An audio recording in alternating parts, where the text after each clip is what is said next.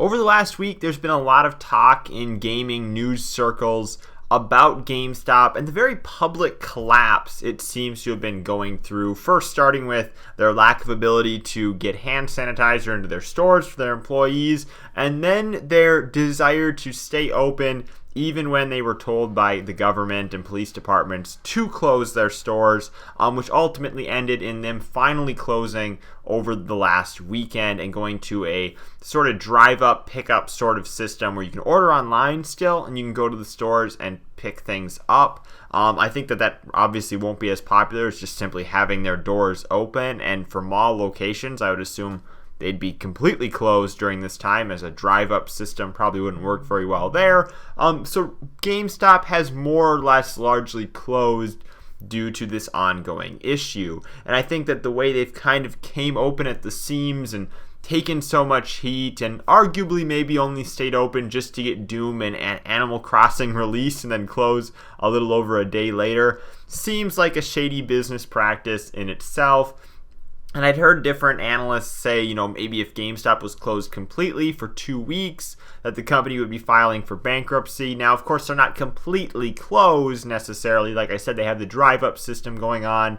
But what sort of danger does this put GameStop in, especially not knowing kind of what the time frame is on this all turning around? Honestly, we could probably have a similar discussion about a lot of other large retailers that could end up really struggling as a result of this. But GameStop's has just been so well publicized, as there was even a call with some executives and some store leaders that got published onto YouTube, and it seems like every single email they send out to store team members gets a copy of it published on the internet. They just can't seem to control their internal news and really hold things in the way they should be able to, and it just kind of keeps on building into this news cycle and this narrative that GameStop is a terrible place and that people should boycott it. And I'm not going to agree or disagree with that. I know that I renewed my PowerUp Rewards membership for the first time in over a year, actually back in January. So I am currently holding a membership there, and for that reason, I do hope that our store, at least here locally, I have one store within about 40 miles. I know some people are like, they have 3 stores within driving distance. I don't have more than one store, so if that one would be to close, I likely wouldn't be going to GameStop at all. I wouldn't even be probably utilizing that membership that I paid for a whole year of already. So I do have a little bit of vested interest in seeing GameStop stay open just on a personal level, but I know I've talked in the past before that I do have some concerns on if GameStop would close, what that would do to the used game market as a whole. Now, obviously, the new game prices at GameStop aren't anything special. You're paying full price. They don't have any cool promotion like Best Buy did back in the day. And you can say what you want about the practice of, selling used games for $55, but you get into games that are older than that. They're 5-6-year-old games, even say last generation games. As we move into a new generation and the Xbox One, the PlayStation 4 becomes that last generation of games, you have to wonder what's going to happen to prices of those older games if you don't have GameStop out there to, in a way, kind of standardize those prices and keep them from getting too high on eBay. If eBay is the only place you can buy these older games, I think we're going to see prices rise 10 to 20% across the board there. And then, of course, you have the hassle of paying for shipping, which maybe you could avoid if you were to pick it up at your local GameStop. So I think having that standardized price at GameStop is very important, but I don't know if it's something that's going to last. People have kind of been parading on GameStop's grave here for a while now, almost seemingly hoping that they would just finally go out of business. However, they seem like they have a degree of confidence to continue moving forward in the fact that they actually are paying some of their employees their regular wages while the store is closed, which came off as a real surprise to me, especially considering that 2-week estimation window that I had heard that that's all it would take for them to spiral into bankruptcy.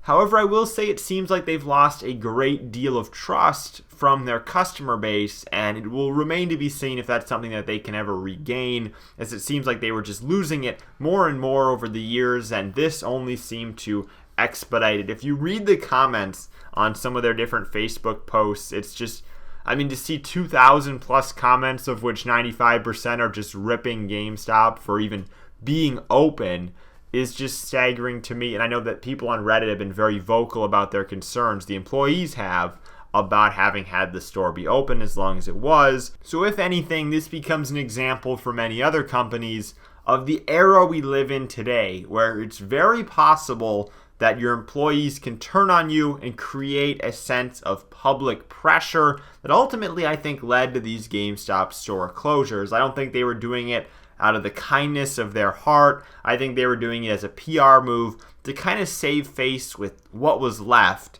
after they kind of got put through the ringer here in the lead up to the Doom and the Animal Crossing release, which I really do think seems like they stayed open just to get those games out, and then they were willing to close. I mean, considering everything they went up against to keep those stores open as long as they did. I'd like to know what you guys think of the future of GameStop. Will all the stores reopen in the true sense, or will they turn this into some sort of curbside pickup business forever and then thus be able to downsize their strip mall locations even further? Though I don't see how they could even own a space that's smaller than the ones they're already renting, because their stores are very small. I mean, I don't know how they could get much smaller other than moving into maybe an office type strip mall. Thank you guys for watching. I'm Bailey, and I'll see you in the next video.